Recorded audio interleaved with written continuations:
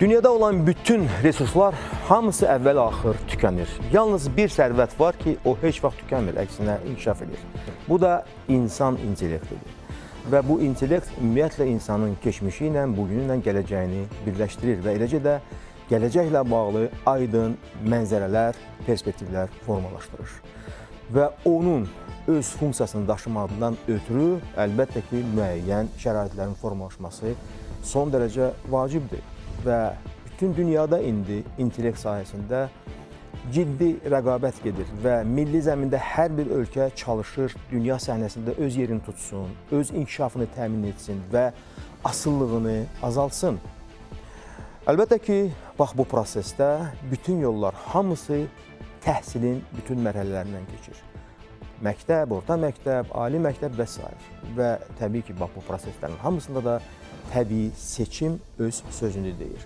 Və ümumiyyətlə insanlar daim imtahan verirlər, sınaqlardan keçirlər və o sınaqlar insanları həm zənginləşdirir, həm də özünə olan inamını da artırır. Bu günləri bax biz məhz bu vacib məsələ ətrafında söhbət aparacağıq. Hörmətli tamaşaçılar, hər vaxtınız xeyir. Hədəfin qonağı Dövlət İmtahan Mərkəzinin İdarə Heyətinin sədri, elmlər doktoru Məleykə Abbaszadıdır. Məleykə xanım, xoş görmüşük sizi. Və biz sizinlə çox əlamətlər bir məqamda görüşürük. Aydındır ki, dərs ili bitib, artıq imtahanların vaxtıdır. Bu sizin üçün çox məsuliyyətli, çox həssas bir dönəmdir. Və əlbəttə hər il olduğu kimi Dövlət İmtahan Mərkəzi də yeniliklərlə insanları həm maraqlandırır, həm sevindirir, həm düşündürür. Və bu da təbiidir. Çünki bu istiqamətdə də biz görürük ki, dünyada böyük bir rəqabət var və Azərbaycanın milli sistemi də gərək həmişə günün tələblərinə cavab versin. Mən istərdim ilk növbədə biz sizinlə demək buraxılış imtahanları və qəbul imtahanlarının birinci cəhdi haqqında söhbət aparaq. Mən istərdim ki, siz öz fikirlərinizə bölüşəsiniz ki, nəticələri necə dəyərləndirirsiniz və ümumiyyətlə hansı xüsusiyyətlər bu kontekstdə sizin üçün daha vacib və daha önəmli görünür? Çox sağ olun. İlk növbədə mən bütün dinləyiciləri salamlayıram. Ümidvaram ki, onların arzuları, öz arzularına onlar çatacaqlar. Və istəyərdim ki, bütün abituriyentlərə növbəti cəhdə, qəbul imtahanının ikinci cəhdində uğurlar arzuluyum. Təbii ki, biz imtahanlar haqqında danışanda ilk növbədə biz qayıtmalıyıq buraxılış imtahanlarına. Buraxılış imtahanları müəyyən dərəcədə bir sertifikasiya imtahanıdır. Bizim 9-cu sinifi bitirən ya da 11-ci sinifi bitirən hər bir şəxsi onun bu 9 il ərzində, 11 il ərzində 3 fən üzrə tədris dili, xarici dil və riyaziyyat üzrə hansı səviyyədə bilik və bacarığı mənimsəyibdir, onu müəyyənləşdiririk və əlimizdə olan dövlət sənədi var, kurikulum var. O kurikulumun əsasında biz bu imtahanı keçiririk. Sözün doğrusu, təhsil işçiləri üçün, ümumiyyətlə təhsildə qərar qəbul edici şəxslər üçün 11-ci sinifin nəticələri bəlkə də elə də vacib deyil, nəinki 9-cu sinifin nəticələri və bu imtahanlar da artıq bitibdir. Çünki 9-cu ilin nəticələri bizə göstərir ki, 2 ildən sonra biz nəyi gözləyə bilərik? Biz konkret olaraq 9-cu ilin, 9-cu sinifi bitirən şagirdlərin nəticələri əsasında apardığımız təhlil bizə 2 il qabaq nəyi gözləyəcəyik, onu açıq, aydın göstərir. Bu təhlilləri biz təkcə aparmırıq, biz bütün bazaları Təhsil Nazirliyinə də veririk və bu nəticələr əsasında çox geniş müzakirələr aparırıq. Təbii ki, bu müzakirələr hər şeyə təsir göstərir, eyni zamanda dərsliklərin yazılmasına da, çünki dərsliklərin məzmunu da bu təlim-tədris prosesinə çox böyük təsir göstərir. 11-ci sinifin nəticələri isə bizə əsas verir ki, biz müəyyənləşdirək ki, həmin ilin, bu ilin misal üçün müsabiqə vəziyyəti ali məktəblərdə necə olacaqdır. Bilirsiniz, bizdə, mən onu deyə bilərəm ki, 23-cü ildən başlayaraq bu istiqamətdə bu nəticələr müsbət istiqamətdə gedirlər. Biz görürük ki, sıçrayış yoxdur, düzdür. Amma addım-addım biz görürük ki, nəticələr yaxşılaşır. Xüsusilə biz onu qeyd etməliyik, demək, tədris dilində. Burada bizdə tədris dili 3 dildir. Azərbaycan dilidir, Rus dilidir, Gürcü dilidir. Hətta indi demək ingilis dili də var. Biz burada görürük ki, nəticələr artıq biz istədiyimiz istiqamətdə gedir və nəticələr yaxşılaşır. Bilirsiniz, biz görürük ki, demək bu nəticələr, tədris dili üzrə nəticələr ildən ilə yaxşılaşır və ümumiyyətlə burada kütləvilik də biz bunu demək müşahidə edirik ki, yazı işlərini artıq demək olar ki 70% məzunlar yerinə yetirirlər. Çünki birinci illər ki biz yeni növ imtahanlara keçəndə biz görürdük ki 20-30 maksimum 40% məzunlar yazı işlərinə yazı işləri yazmağa cəhd göstərirdilər. İndi biz görürük ki bu say artıbdır, xüsusilə tədris dili üzrə, o fənn üzrə. Təəssüflər olsun ki, riyaziyyat fənni üzrə hələ ki nəticələr biz istədiyimiz səviyyədə deyil və biz istədiyimiz səviyyədən aşağıdır. Amma buna baxmayaraq, riyaziyyat üzrə yüksək demək, segmentin sağ tərəfində yüksək nəticə göstərənlərin də sayı kifayət qədərdir.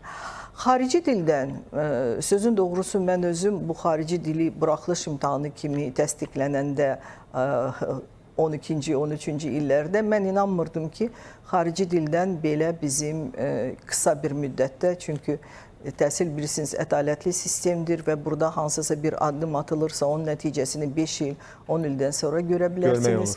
Və xarici dildən bizdə nəticələr yaxşıdır və orta göstəricilər 40%-ə gəlib çatır. Bu bizim ölkə üçün nəzərə alsaq ki, uzun illər müəyyən demək məktəblərdə heç xarici dili müəllimləri də yox idir. İndi Allaha şükür var.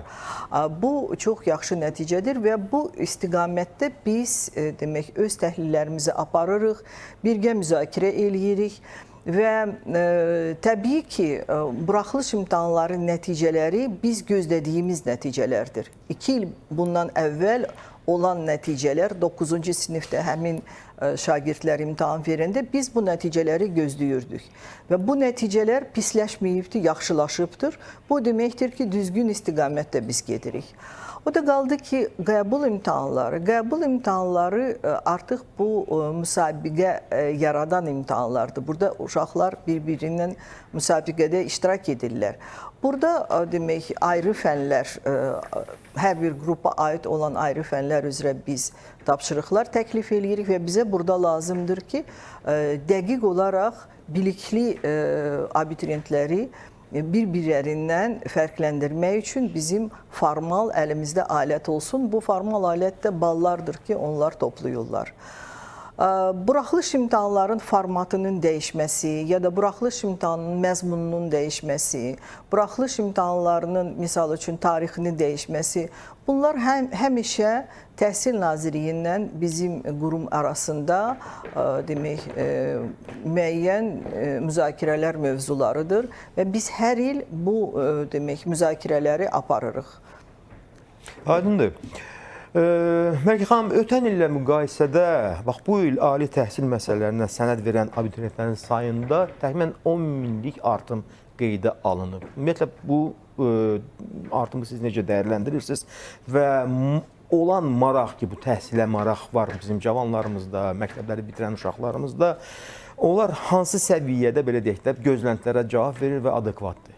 Bilirsiniz, bu sənəd verənlərin sayı ona görə artıb ki, orta məktəbi bitirənlərin sayı artıbdır.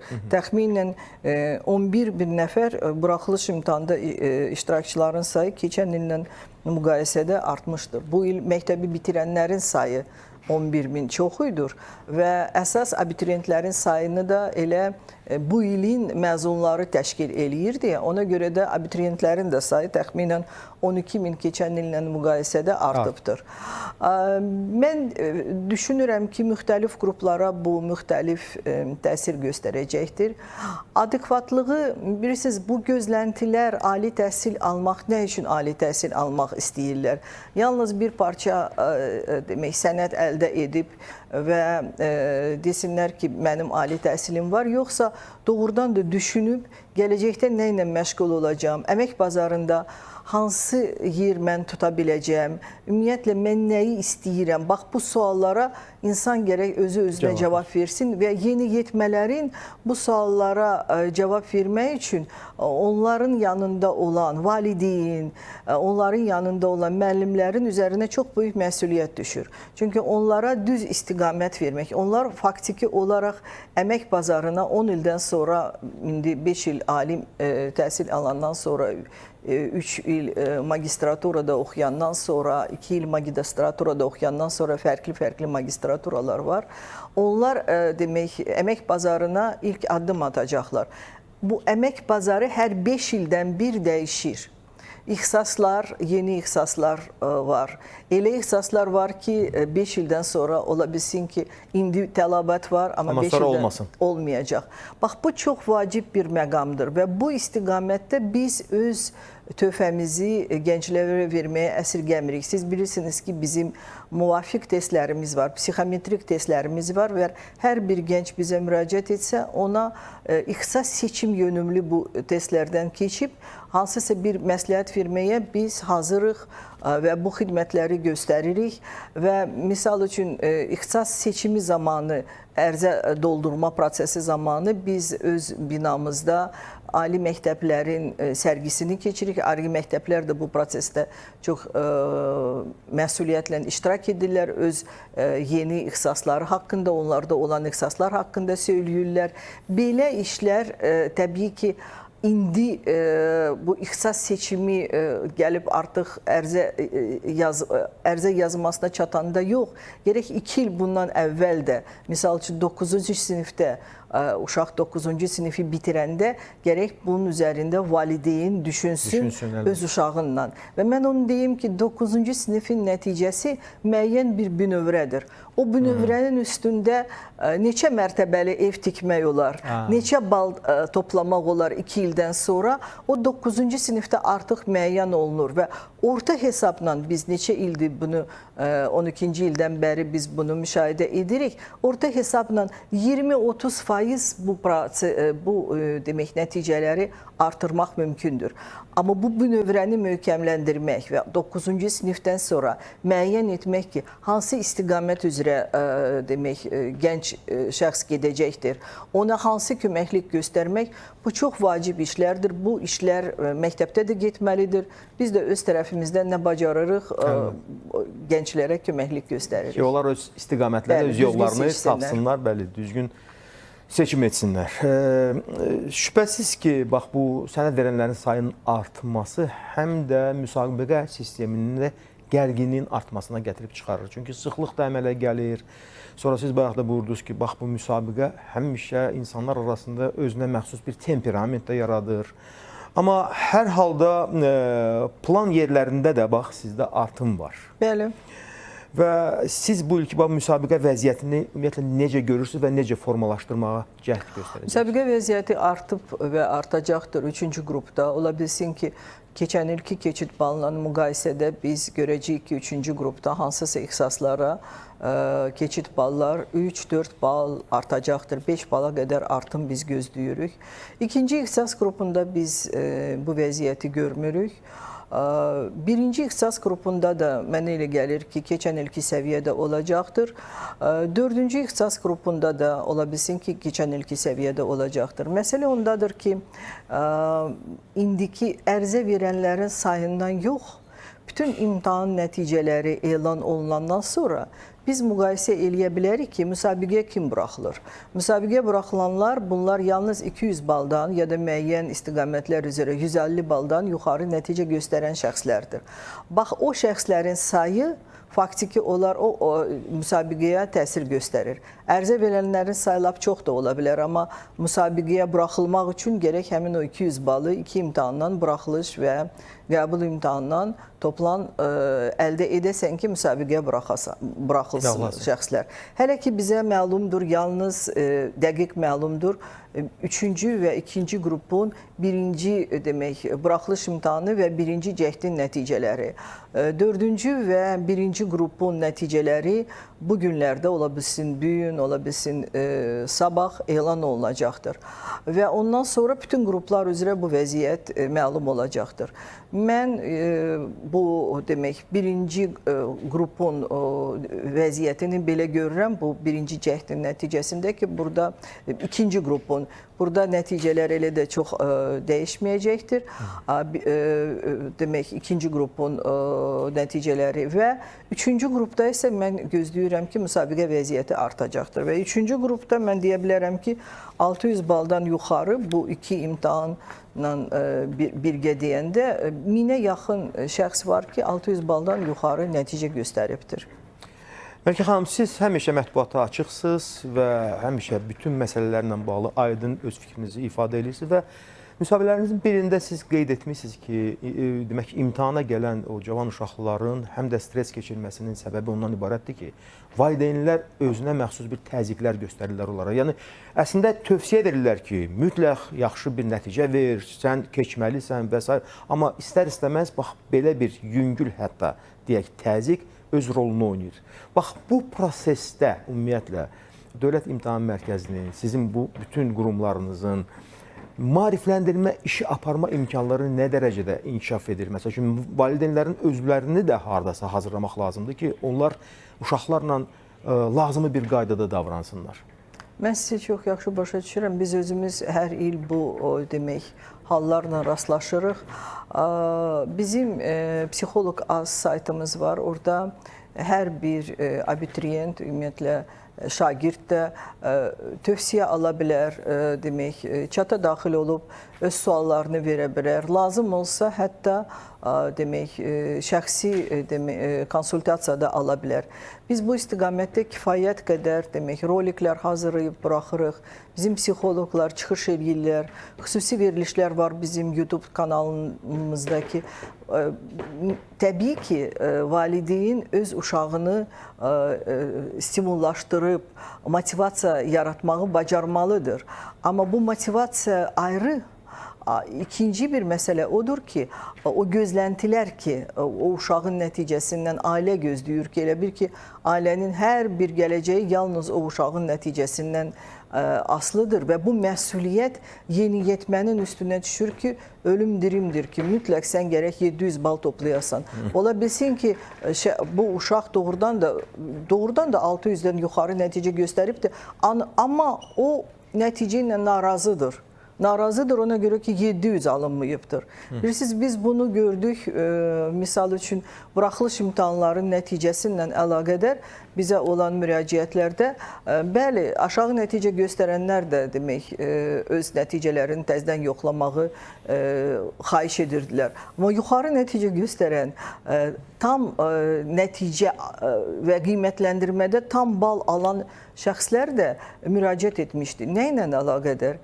Çünki onlardan daha da yüksək nəticə gözlənilirdi. Bax, bu düzgün demək, istiqamət deyil. Valideynlər öz məsuliyyətlərini həmin o yeniyetmənin üzərinə atmamalıdırlar.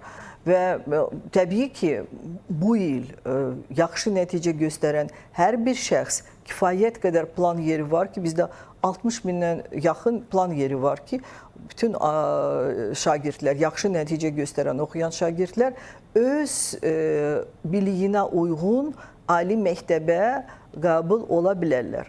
Amma burada ayrı bir məsələ də var ki, misal üçün 300 bal nəticə göstərən şəxsi valideyn tələb edir ki, yoxsa mütləq həkim olmalısan. 300 balla həkimlik ixtisasına müsabiqəyə qatılmaq bu qeyri-mümkündür. Qeyri-mümkündür. Yox, qatıla bilərsə nəticə olmayacaq. bunu hansısa bir faciəyə çevirmək olmaz. Olmaz əlbəttə. Amma kifayət qədər demək bizdə müxtəlif ixtisaslar var ki, onlar sonra ola bilsin 5 ildən sonra əmək bazarında onlara tələbat daha yüksəkdir. Mən bunu dəfələrlə təkrar etmişəm 10 ildən də bundan əvvəl ki, xalq təsərrüfatında, misal üçün kənd təsərrüfatında elə ixtisaslar var ki, siz bilirsiniz ki, indi yaxşı aqronom, yaxşı baytar, bəlkə də sıravi həkimdən qat-qat çox əmək haqqı qazanır. Amma baytarlığa gedən, aqronomluğa gedən, kənd təsərrüfatı ixtisaslarına gedən insanların sayı azdır və ora müəyyən dərəcədə əlacsızlıqdan gedirlər ki, 200 bal toplayıblar, 250 bal toplayıblar və o ixtisası seçirlər. O ixtisasları düşünüb seçmək, o ixtisaslarda demək, o ixtisasları mənimsəyib sonra əmək bazarında yer tutmaq daha asandır, nəinki ayrı bir ixtisaslardır. Məlikə xanım, imtahanların suallarının çətin olması ilə bağlı həddən artıq fikirlər dolaşır və təbii ki, bax burada bu həmişə həm də mübahisələrə səbəb olan bir məsələdir. Yəni bəzi valideynlər, sonra kənardan prosesi müşahidə edən insanlar da deyirlər ki, güya məktəb biliklər bazasını əldə etmiş uşaqların hətta gücü çatmır ki, o çətin suallara cavabları düzgün versinlər. Bax, bu məsələnin kontekstində necə bəs? Araşdırmalar aparılırmı? Əgər var, sizin fikriniz və münasibətiniz bu məsələyə necədir? Bütün araşdırmalar, hər sualla əlaqədar bütün araşdırmalar hər il aparılır və bir il yox, 30 ildir ki, aparılır. Hər sual imtahanda özünü necə aparıbdır? Onun diskriminasiya əmsalı nədir? Onun çətinlik dərəcəsi nədir? Çünki müəyyən demək, proqnozlaşdırılan çətinlik var ki, ekspertlər bu suala qiymət verirlər ki, bu asandır, bu sual isə ortadır, bu sual çətindir. Və sonra imtahan keçəndən sonra, kütləvi proses keçəndən sonra statistika var və bu suala kimlər cavab veribdir, neçə faiz cavab veribdir və həmin onun demək, diskriminasiya əmsalı nəyə bərabərdir? Bu müasir testologiyaya aid olan alətlərdir. Bu alətləri biz hər il istifadə edib, hər bir sualın demək olar ki, özünü necə aparıbdır, nəticəsini ictimaiyyətə təqdim edirik. 12 nömrəli jurnalda bunun haqqında oxumaq olar. Bundan başqa, biz həmişə onun tərəfdarıyıq ki, tarixçilər arasında, riyaziyyatçılar arasında, fiziklərlə birgə bu sualların demək, nəticələrini müzakirə etsinlər. Bizdə belə açıq seminarlar var və bu ildə mən indi 24-cü ilin 12 nömrəli jurnalının işıq üzü görəndən sonra belə müzakirələrə demək, xahiş etdim ki, kim istəyir yazılsın, təkcə müəllimlər yox. Açıq belə müzakirələri biz keçirəcəyik. İctimai diskussiyalar səviyyəsində. Bəli, ictimai diskussiya deyil. Burada bilirsiniz, diskussiya bəlkə də düzgündür. Elmi diskussiya, ictimai yox. Çünki bunu elmi nöqteyi nəzərdən yalnız müzakirə etmək olar. Bu sahəni bilən insanlar, qiymətləndirmə hazırlığı olan insanlar. Misal üçün biz indi kurslar keçiririk. Gənc psixometrik 600 nəfər ərizə vermişdir. Onlardan 60-ı imtahandan keçdi. 30 nəfəri ikinci imtahandan keçib, indi bizdə 15 nəfər oxuyur. Bax, onları bu alətləri istifadə etmək, müasir test nəzəriyyəsini öyrənmək, biz onları öyrədirik. Nə üçün? O insanlar bizə lazımdır, bizim gələcək demək, əməkdaşlarımız kimi. Çünki biz görmürük ki, bu sahədə olan, pedaqoji təhsili olan, hətta magistraturanı bitirən şəxslər bu sahədə müasir test nəzəriyyəsini bilsinlər. Bu alətlərlə işləməyi bacarsınlar. Bizdə belə mütəxəssislər var, bizdə işləyən. Amma təbii ki, bu mütəxəssislərin sayı daha çox olmalıdır ki, bu müzakirələr də daha faydalı olsun.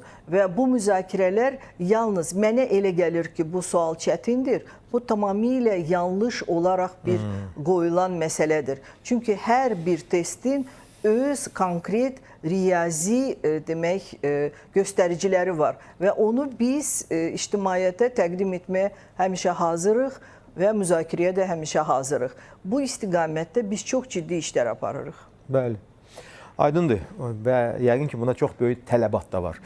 Məlikə xanım, keçək əsas məsələyə, yəni testlərin hazırlanması prosesi özü mən deyərdim ki, elə bütün bu bizim söhbətimizin məğzinindən biridir. Və təbii ki, bu prosesə bildiyimə görə, daha doğrusu siz 10 minə yaxın mütəxəssisi cəlb edirsiniz. Ümumiyyətlə, bax, bu prosesdə iştirak edənlər hansı kriteriyalar əsasında bu prosesə cəlb olunur? Onların hazırlıq göstəriciləri necə qiymətləndirilir? Və ümumiyyətlə, bu işlərin gedişatı ilə siz razısınız, yoxsa yox? Bu, ümumiyyətlə, açıq prosesdir. 10 min yoxlab 20 min bu işə qoşulsa, 50 min qoşulsa, nə qədər çox qoşulsa, o qədər yaxşıdır. Çünki burada konkret olaraq, demək, müəyyən mərhələlər var. Biz həmişə elan veririk ki, bizə hansı suallar lazımdır, hansı istiqamət üzrə, nə dərəcədə demək, bir növü sifarişi elan edirik. Necə ki, açıq tender elan olunanda deyilir ki, nə lazımdır. Kim istəyir? Müəllim, pedaqoji demək, fəaliyyətlə məşğul olan hər bir şəxs müvafiq elektron anketi doldurub öz yaradıcılığını, öz suallarını bizə göndərə bilər. Həmin o suallar daxil olandan sonra onlar yoxlanılır. Bax, bu ekspertiza çox ciddi bir ekspertizadır. Təbii ki, burada müəyyən məsələlər var ki, kimlərsə bizə elə suallar göndərirlər ki, elə bizim öz demək, kitablarımızda çap olunan sualları təzədən bizə göndərirlər. Təbii ki, bu suallar qəbul olunmur. Biz demək, bu ekspertizanı çox ciddi keçiririk və müəllimlər təbii ki, bu suallar banka daxil olursa, onlar bununla əlaqədar öz qonorarlarını alırlar. Amma müəyyən sahələr var ki, bu sahələr və müəyyən tip suallar var ki, belə tip sualları yazan çox azdır. Biz həmin o bilikli müəllimlər arasında, bizim 12 nömrədə biz görürük ki, hansı demək, hansı orta məktəbdə hansı demək, göstəricilər yüksəkdir. Fizikadan misal üçün bu məktəb. O müəllimləri bir-bir dəvət eləyirik. O müəllimlərlə kurslar keçirik. O müəllimləri müəyyən təlimlərdən keçirib onlara da sifariş veririk. Belə individual sifarişlər də olur, amma bunun üçün, yenə də təkrar edən, bizlə əməkdaşlıq etmək üçün heç kimin qabağında heç bir sərhəd yoxdur, mane yoxdur. Mən bu yaxınlarda bir məktub oxudum, mənə yazır müəllim ki, mən istəyərdim sizə suallarımı verim, amma siz elektron şəkildə qəbul edirsiniz, mən isə kompüterdə işləyə bilmirəm və vaxtım yoxdur o sualları yığam. Biz də kiminsə suallarını yığmağa vaxtımız yoxdur və bizim bu işimiz deyil. Biz konkret olaraq sualları elektron şəkildə qəbul edirik. Qayda budur da, prosedur budur. Qayda budur, başa düşürsünüz. Və bu proses daimi gedir. İndi də sualları təhvil vermək olar. Daimi gedir. Amma o demək deyil ki, həmin o suallar bu il imtahana düşəcək ya da gələn il imtahana düşəcək. Yəni onlar sizin bazada qalır da? Onlar bizim bazada, biz görəndə ki, haradasa nəsə çatışmır, necə ki, kimsə görür ki, evində nəyisə çatışmır da, misal üçün, qadın görür ki, evdə həmişə düyü olmalıdır, un olmalıdır, yağ olmalıdır, baxırsa nə çatışmır, onu sifariş verirsən. Amma həmin ilin imtahanına, bir ildən sonra olan imtahana bizdə hər şey var. Bəli. Burada məsələ ondadır ki, mən çox üzr istəyirəm. Bu bankın qurulması, bu bankdan sualların necə seçilməsi, bunlar hamısı xüsusi proqram təminatı əsasında biz tərəfdən yazılmış və dəfələrlə yoxlanmış, biz tərəfdən yox, kənardan gələn mütəxəssislərlə, bizim işimizi audit edən şəxslərlə yoxlanmış proqram əsasında, texniki tapşırıq əsasında bu suallar həmin o bazadan yığılır. Bu prosesə nə qədər çox bizdə orta məktəb müəllimləri, nəinki orta məktəb müəllimləri, ümumiyyətlə bu sahə ilə məşğul olan alimlər qoşulsalar, lap yaxşı olur. Təbii ki, orada ekspertiza zamanı müəyyənləşir ki, bu proqramdan kənardırmı, proqrama daxildirmi, uyğunluq ya uyğunsuzluq. Bəli, bunun hamısını müəyyənləşdiririk və bir neçə belə ekspertiza olur. Və axırıncı ekspertiza artıq həmin o bunker adlanılan demək, məkanda keçir. O zaman ki, artıq kompüterdən suallar seçilibdir. çapa getməlidir. Onda üçüncü ekspertiza, ən azı üçüncü ekspertiza olur ki, hansısa bir səhv olmasın. Yəni üçüncü bax əsas mərhələdə elə yekun qərar verilir, eləmi? Suallarla bağlı, testlərlə bağlı. Onların sualların seçimi ilə əlaqədar qərarı yoxdur.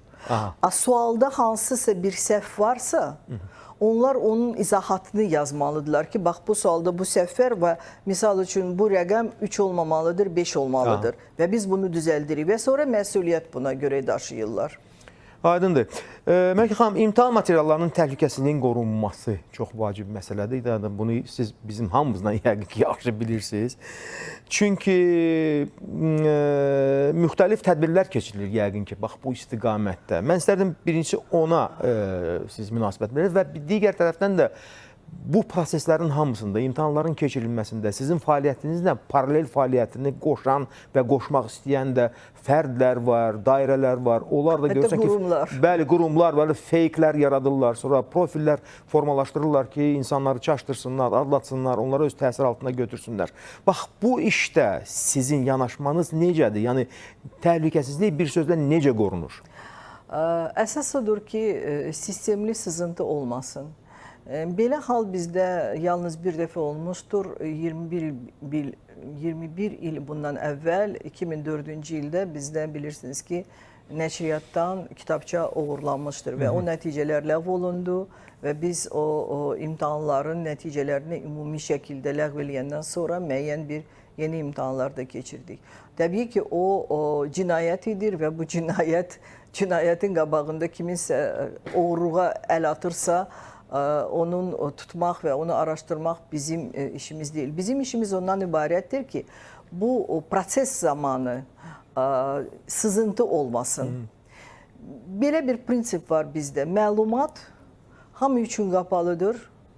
Demək, heç kim bu məlumatdan xəbəri yoxdur. Açılanda hamı üçün eyni vaxt açılır. Testlərlə əlaqədar, nümunələrlə əlaqədar açılma ictimaiyyətə demək noyabrda, dekabrda biz modelləri açıqlayırıq ki, belə növ testlər, bu dizaynda olan tapşırıqlar imtahanda olacaqdır. Bu hamı üçün məlumdur. Amma konkret mövzusu nədən ibarətdir? Konkret tapşırıqlara aid olan proqram nə yoxlanılır? Hansı dərəcədə demək çətinlik olacaq, bu da açıq materialdır.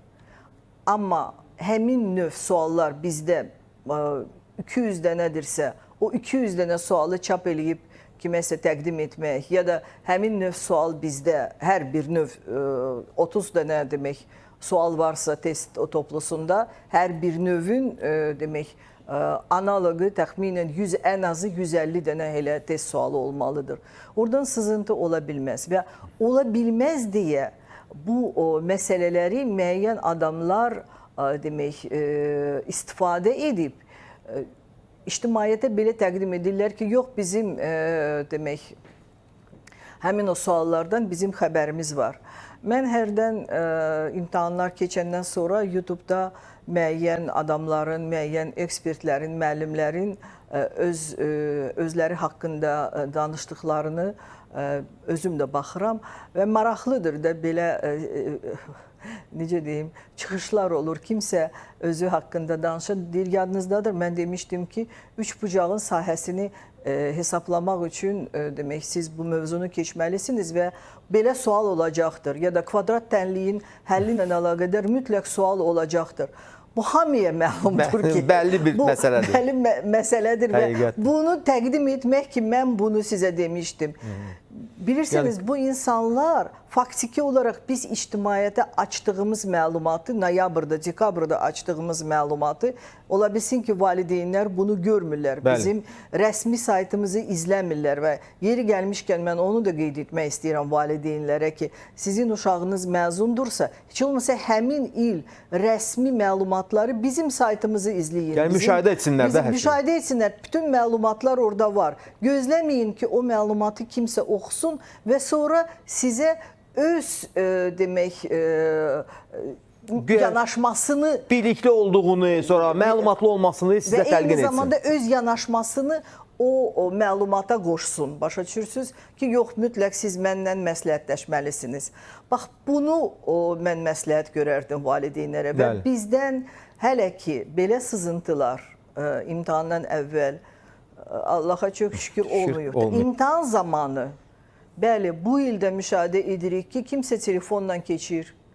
İmtahan zamanı telefonla nəyisə şəklini çəkib, harasa göndərib. Belə hallar təbii ki, açılır. Telefonlar tutulur zalda. İmtahandan sonra da bu açılır, onlar da tutulur.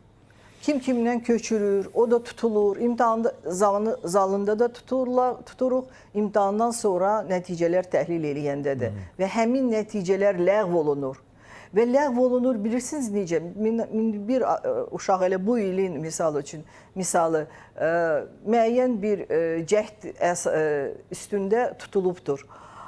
Müraciət var valideynin ki, yaxşı bu imtahanda bu günahı gördü. Birinci buraxılış imtahanında 150 bal toplamışdı. İcazə verin o indi qabiliyyətə geçsin. Demək, müsabiqəyə buraxılmayacaqdır ali məktəblərə. Heç olmasa 5-ci qrupda müsabiqədə iştirak etsin. Çünki buraxılışın nəticəsi yaxşıdır. Yox, elə icazə yoxdur. Bu il həmin halla sən tutulubsansa, bu il müsabiqədə ümumi müsabiqədə... Deməli, artıq sən bu distansiyadan çıxmalısan. Və bu yollara əl atmamalılar. Çox təəssüflə onu qeyd etməliyəm ki, çox təəssüflə bu işlərdə müəyyən, mən onlara müəllim deyə bilmərəm, belə adamlar olur və xüsusilə indi bax, ikinci cəhd imtahanı olacaqdır da. Bu hallarda kimsə artıq öz nəticəsini əldə edibdir. İndi ona müəllim deyir ki, sən filankəsin əvəzinə get imtahana. Ya da belə şey mi ola bilər? Bəli, onlar da tutulur və onda öz nəticəsi də ləğv olunur. Sonra ağlayırlar ki, yaxşı səhv elədik, qoy uşağın nəticəsi bərpa olunsun, olmayacaqdır. Xala oğlunun əvəzinə get, siz oxşarsınız. Doğrudan da bir dəfə belə əmi uşağı tutulmuşdur ki, vallahi onlar ekiz olsaydılar, mən deyərdim ki, ekizdir, amma əmi uşağıydılar. Belə hallar da olur. Bu, demək, prosesin ədalətli getmək üçün biz hər şeyə fikir veririk. Əlbəttə. Materialın sızması, mən deyə bilmərəm ki, demək, belə hal ehtimalı yoxdur. Təbii ki, müəyyən ehtimallar həmişə var. Amma həmişə bu diqqət mərkəzindədir və imtahanlara gedən hər bir şəxsə mənim müraciətim ondan ibarətdir ki, qaydaları pozmasınlar. Bu yollara getməsinlər. Kiməsə inanıb, qulağında nəsə imtahanı aparmasınlar. O da açılacaqdır. Başa düşürsünüz? Yəni açıq, şəffaf bir yolda olsunlar. Açılır və nəticə sonra acınacaqlı olur. Bizim üçün yox. Çox şeyi biz söyləyə bilmirik. Çünki bu uşaqlarla əlaqədərdir, onların şəxsiyyətinlə, onların gələcəyinlə, psixoloji durumu ilə. Bəli, təsir göstərə bilər. Biz bunu açıqlamırıq. Amma reallıqlar belədir. Bəli.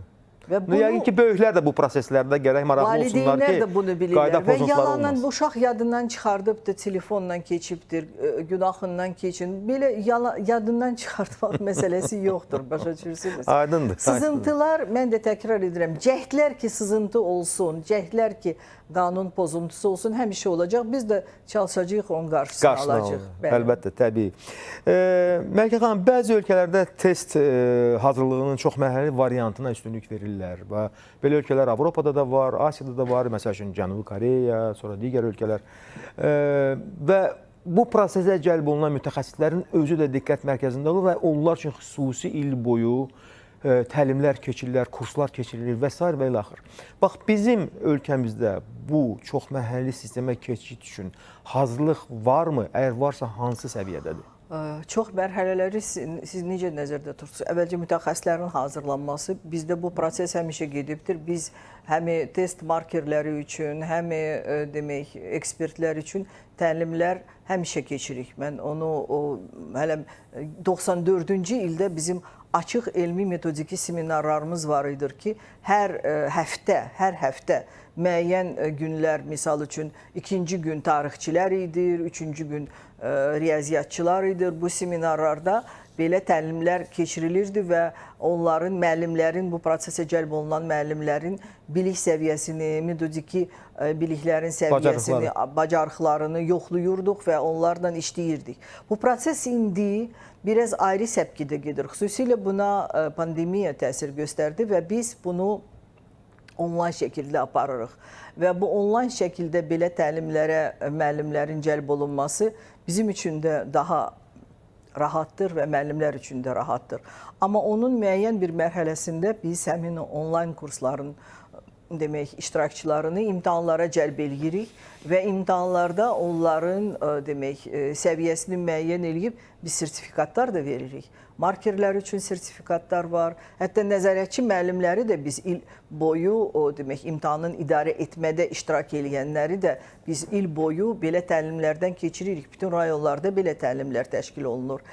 Test yazanlar üçün də və mən indi bundan əvvəl qeyd etdiyim gənc psixometrik kursları demək, testlərin demək dəyərlənməsinə aid olan məsələləri və o da qaldı ki, bizim sistemin ümumi quruluşu, bax indi ekranda da görürsünüz, bizim təşkilat beynəlxalq auditdən keçir. Hər 3 ildən bir. Bu 24-cü ilin sertifikatıdır və hansı demək sahələrdən biz bu sertifikata uyğun görülmüşük və xaricdə olan həmin test sistemi müxtəlif ölkələrdə mən bilirəm ki, belə sertifikat postsovet məkanında biz yeganə təşkilatıq ki, belə Avropa sertifikatı bizdə var. Bizim bütün bu demək mərhələdə aparılan işlər dünyada qəbul olunan standartlara uyğun gedir. Və bunu hələm 2007-ci ildə ITS belə bir şirkət var, hansı ki SAT imtahanı keçirir. Beynəlxalq şirkəti. Yox, beynəlxalq deyil, Amerikanın, bəli, Birləşmiş Ştatların şirkətidir. O bizdə belə bir birinci audit 2007-də keçirmişdir. Onun da bizə olan demək sənədləri bizdə indiyə qədər var. Bu sahədə biz hər bir yeniliyə açığıq. Eyni zamanda da çalışırıq ki, elə bu yaxınlarda Cambridge-dən bizim müəyyən müqavilələrimiz var. Xarici dilin yoxlanmasında beynəlxalq sertifikatlara uyğunlaşması və ümumi qəbul olunan standartlara 0 çərçivəsində imtahanların keçirilməsi Cambridge tərəfindən bizim nəticələr təsdiqlənir. Biz həmişə çalışırıq ki, bu işlər dünyada qəbul olunan standartlara uyğun getsin. Mələkə xanım, bu yazı işlərinin yoxlanılması bildiyimə görə bir qədər qayğılı məsələlərdəndir. Və bu prosesdə də həmişə müxtəlif, yəqin ki, metodologiyalar istifadə olunur.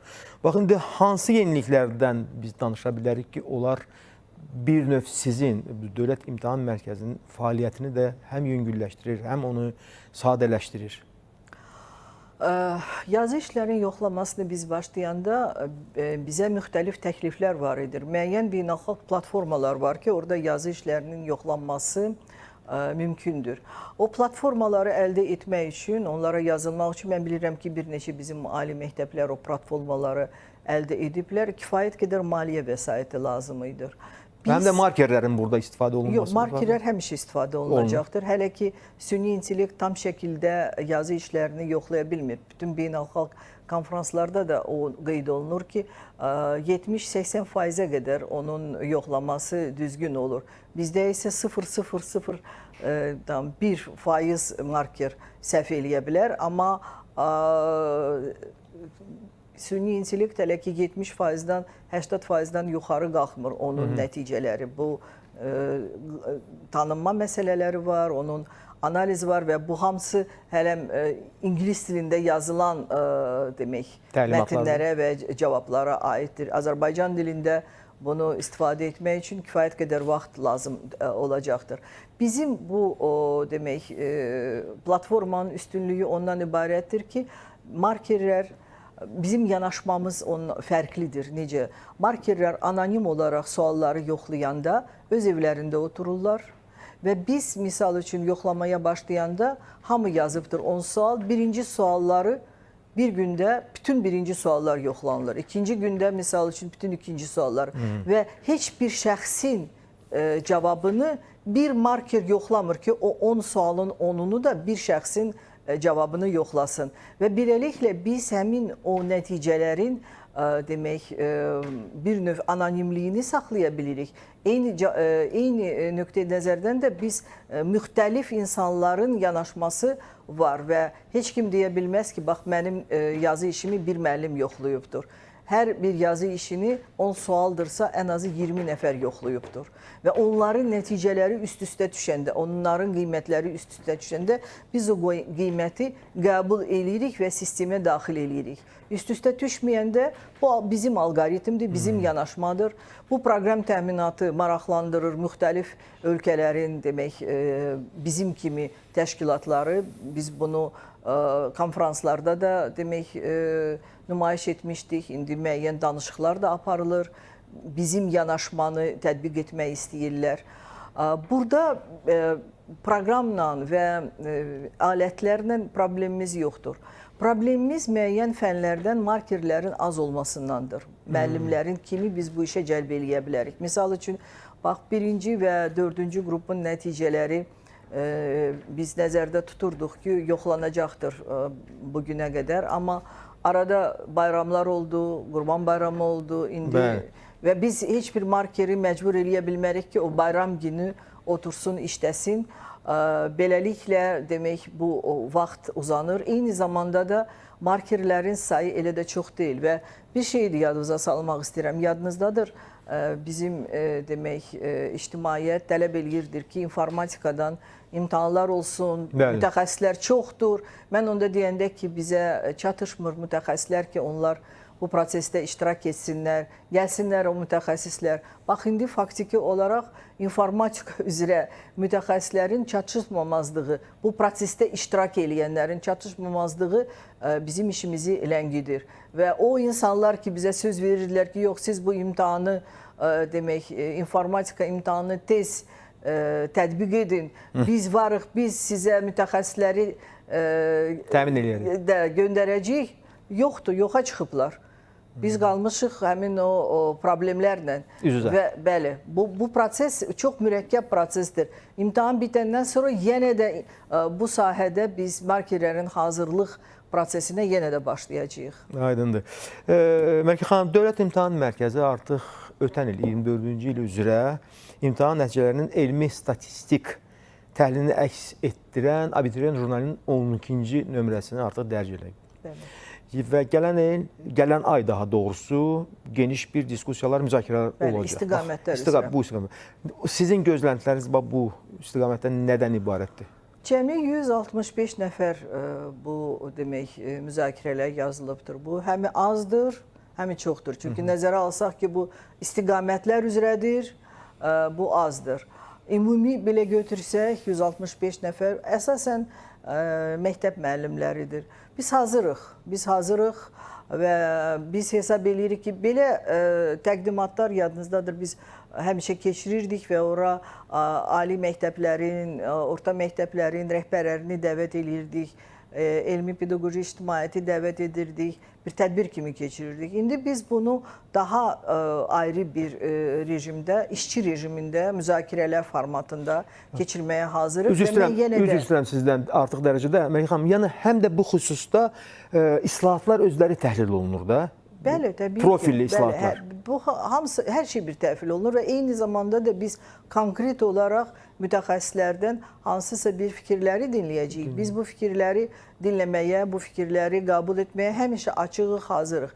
Amma bu qərəzli olmasın. Başa düşürsünüz? Bu qərəzli, obyektiv olsun və nəticələri öyrənib demək, biz materialı kim qeydiyyatdan keçibdirsə biz onlara həmin jurnalın elektron variantını göndəririk. Bu açıqdır. Öyrənsinlər, nəyisə oxusunlar və öz fikirlərini bizim rəqəmlərə əsaslandırıb desinlər ki, yox, bax bu rəqəmlər belədir, bu üsul hansını ki siz istifadə edirsiniz, artıq demək elə də vacib deyil, daha mütərəqqi üsullar var. Buyurun, biz bunları qəbul etməyə hazırıq həmişə.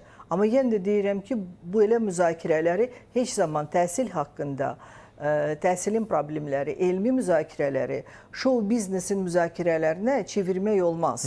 Bu prosesdə kimsə özünü demək təbliğ edib reklam etmək istəyirsə, onun yolu biz tərəfə deyil. O başqa istiqamətə getsin. Başqa istiqamətdə getməlidir. Amma real bu məsələlərdə, elmi müzakirələrdə iştirak etmək, elmi müstəvidə nəyisə bizə təklif etmək, biz açığıq, biz həmişə açığıq.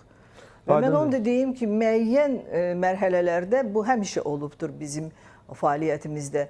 Biz müəyyən yeni texnologiyalarının tətbiqinə hazır idik. Misal üçün, təşqalıya keçmək bu yeni bir üsuldur. Qiymətləndirməni keçirmək üçün biz bunu keçiririk. Ölkədə demək yüksəliş müsabiqəsində keçirilir. Onu biz həyata keçiririk. Demək bu proqram təminatı bizdədir. Bizim mütəxəssislər bu bazanı alandan sonra təqdim edir. Yüksəliş bizim müqaviləmiz var. Amma bunu biz orta məktəbə tətbiq etməyə hazırıq mı? Biz hazırıq. Amma ictimaiyyət bunu necə qəbul edəcəkdir? Və bu nəticələri, indiki nəticələrin təhlili zamanı belə problemlər yaranırsa, daha mürəkkəb riyazi üsulları biz tətbiq eləyəndə bizə iradlar daha da qalxacaqdır ki. Çünki kimsə nəyisə anlamırsa, başa düşmürsə, bilmirsə, o çalışır ki, o günahı bizim üstümüzə atsın. Bəli. Ən yüngül üsul budur da. Özü ən belə deyək də yararsız bir üsuldur. Çünki yox yerdən problem çıxarılır. Bəli. Məlikə xanım, xaricdə, olimpiyadalarda, ölkəmizin daxilində, yəni çox savadlı, qabiliyyətli uşaqlarımız var ki, onlar yüksək nəticələr göstərirlər və sonra ölkəyə qayıdırlar və Dövlət İmtahan Mərkəzi onlar üçün xüsusi imtiyazlı vəziyyətlər, şərait formalaşdırır və eləcə də, məsəl üçün, ali məktəbə imtahansız qəbulunu təmin eləyir. Bax, bu məsələyə istərdim sizin münasibətiniz. O, Dövlət İmtahan Mərkəzinin şəraiti deyil, bu Nazirlər Kabinetinin qərarıdır, təhsil qanununda da bu qeyd olunubdur. Yəni, siz də bu prosesdə iştirak edirsiniz. Bəli, təbii ki, biz bu təklifi qəbul etdik müəyyən bir mərhələdən sonra, o zamandan sonra ki, bizim real respublika olimpiyadalarımızın keçirilməsi, məzmunu müəyyən standartlara uyğun olandan sonra biz bunu qəbul elədik. Dünya olimpiyadalarının qaliblərini Azərbaycana qayıtması həmişə mümkündür. Onlar həmişə əvvəlcə də onlar hara istəyirdilər, qəbul oluna bilərdilər. Çünki onları elə dünya olimpiyadasında nəticə göstəribsə, onları ayrı universitetlər qəbul edirlər. Dünyada məşhur olan universitetlər və onlar təbii ki, öz seçimlərini dünyavi məşhur olan universitetlərə üst tuturlar. Dünyada məşhur olan. Bizim olimpiyadaların qalibləri, ölkə üzrə olimpiyadanın qalibləri öz sahəsi üzrə, misal üçün riyaziyyat üzrə olimpiyadanın qalibi dünyada yer tutmayıbsa, ölkədə tutubsa, riyaziyyat fakültəsinə bizdə qəbul oluna bilər. Amma həkimliyə getməyəcəkdir. Ya da tarix olimpiyadası, buyurun, gəlsin tarix fakültəsinə qəbul olsun. Amma hüquqşünaslığa getməyəcəkdir. Bax, bu şəraitlər var. Və mən onu da deyim ki, müəyyən beynəlxalq olimpiyadaların siyahısı da müəyyən bir vaxtdan sonra yenə də dəyişir. O siyahılar da həmin demək yeni olimpiyadalar ora daxil ola bilir. Ondan başqa bilirsiniz ki, bu idman sahəsində də bu yarışların qaliblər, dünya çempionları, Avropa çempionları, onlar üçün də belə şəraitlər var. Və bu da təbiidir bütün universitetlər üçün, bizdə təkcə bunlar üçün yox özü də. Misal üçün müəyyən beynəlxalq imtahanlar var ki, onların nəticələri bütün universitetlər qəbul edir. Biz də bu universitetlərin A-level, sonra IB diplomunu onlar da ingilis dilli demək o tədris prosesi ingilis dilli olan fakültələrə müsabiqədən kənar qəbul olunurlar. Müvafiq nəticə göstərsələr. Göstərsələr, əlbəttə. Əlbəttə, burada bu həvəsləndirici amil çox vacib rol oynayır və uşaqların özlərinin taleyini müəyyən etməsi, həll etməsi də çox vacib bir prosesə çevrilir. Çünki həm də onlarda özlərinə inam yaranır. Mən təşəkkür edirəm sizə, Məlikə xanım, çox ətraflı və çox dərin bir söhbətə görə. Çünki həqiqətən də bu istiqamətdə bir çox məqamlar var ki, sırf mütəxəssislər, onlar gərək öz sözünü, öz münasibətini bildirsiniz və bu günləri mən elə başa düşürəm ki, yenidən biz bəzi boşluqları doldurduq sizin iştirakınızla və əlbəttə ki, bu həm valideynlərimizdə, həm uşaqlarımızda, həm də cəmiyyətdə özünə məxsus bir, mən deyərdim, stimullaşdırıcı rol oynaya biləcək bir prosesdir.